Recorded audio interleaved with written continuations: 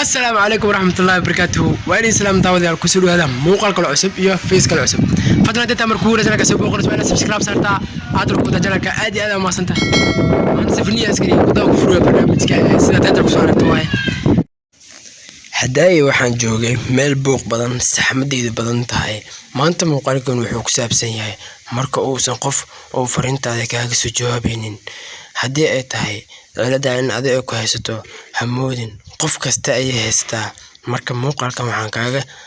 kuugu sheegi doonaa talooyin yar aad raaci doontid insha Allah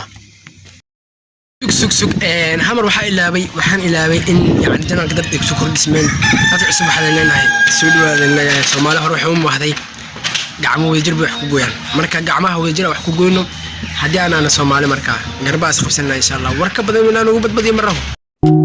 dhammaanteen way nagu dhacday xitaa adigoo og waxaad sameyn lahayd mararka qaar waad ka walwashaa waxaad rabtaa inaad ogaato sababta uusan kugu soo jawaabayn adiga maxaad ka samaysay isaga fariin kale miyaad u qortaa mar kale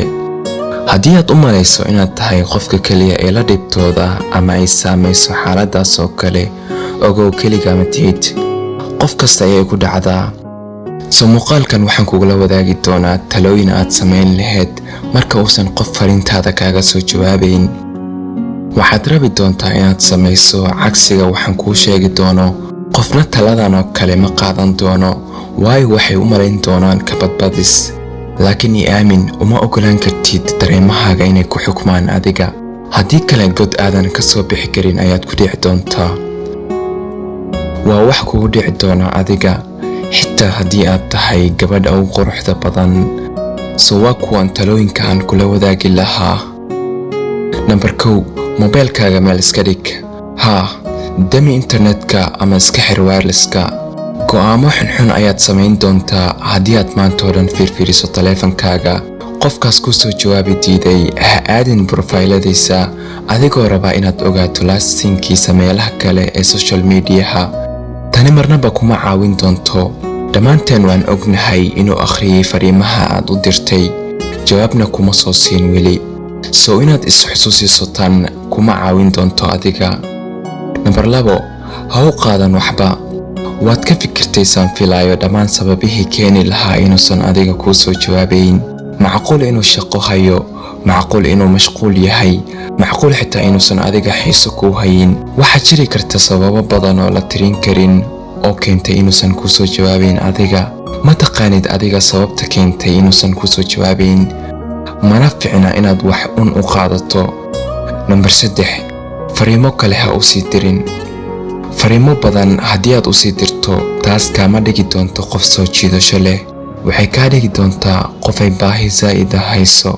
waan ogahay sida qof daciif ah oo kale ayaad dareentaa waayo qofkan kuma soo jawaabayo adiga laakiin haddii aad fariin kale u dirto waxaad caddaysay inaad daciif tahay marka uu ku arkana inaad isku dayayso maantoo dhanna wax u dirayso si dhab ah kuma eegi doono adiga soo neef qaado oo ka dhamaa qofkaas naftaadana ixtiraam number 4 haddii aad fariin kale u dirayso sug ilaa iyo hal maalin waan ogahay inaadan fariin kale u qorin dib ayay kugu noqon kartaa adiga haddayba tahay inaad fariin kale u qorto hal maalin kadib ka dhig macquul fariintaad u dirtay kow inaysan u qalmin jawaab celin taasina waa caadi haddii uu fariintaada jawaab soo siin waayey sug hal maalin kadibna mid kale u dir hadduusan weli ku soo jawaabayn weel iska caddahay qofkaas danka ma lahan adiga mana ahan adigana inaad isku sii daaliso number 5 nolol ha ka dhacdo waqtigan oo kale waxa aad u fiican inaad naftaada mashquuliso looma baahna inaad maanta oo dhan qofkaas ka fikirto iyo goorta ku soo jawaabi lahaa adiga nolol yeelo nolol ha ka dhacdo waan fahansanahay sababta aad qofkan u rabto ugu yaraan uu ku soo jawaabi karay fariintaada balse taas ma samaynin balse maanta oo dhan taleefankaaga ha kor fadhin adigoo fariintiisa sugaya soo haddii aad jawaabtiisa sugayso naftaada wax kale ku mashquuli ugu dambeyn statuskaaga ha dhigin waxyaabo murugo leh xitaa haddii aad qofkan aad u jeceshahay ama uu xiriir idinka dhexeeyo ma ahan inaad waxyaabo ama hadallo calaacal ah dartiisa u dhigto statuskaaga taasi waa daciifnimo